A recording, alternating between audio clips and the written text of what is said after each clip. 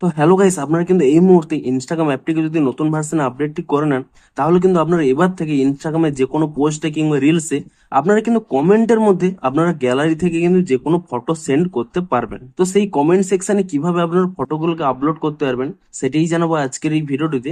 তাই জন্য কিন্তু পুরো ভিডিওটি অবশ্যই দেখতে থাকুন। তো তার আগে ভিডিওটিকে অবশ্যই একটি লাইক করে দিন এবং এই চ্যানেলে যদি আজই নতুন এসে থাকেন, এখনই চ্যানেলটিকে সাবস্ক্রাইব করে রাখুন এরকম নতুন নতুন ভিডিও দেখার জন্য।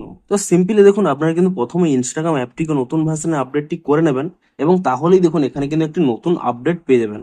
আপনারা যে কোনো পোস্টে কিংবা রিলসের আপনারা যদি এখানে কমেন্ট সেকশনে ক্লিক করে নেন, তাহলেই দেখুন এখানে যে গিফট অপশনের পাশেই এখানে কিন্তু একটি নতুন গ্যালারি অপশন শো করছে।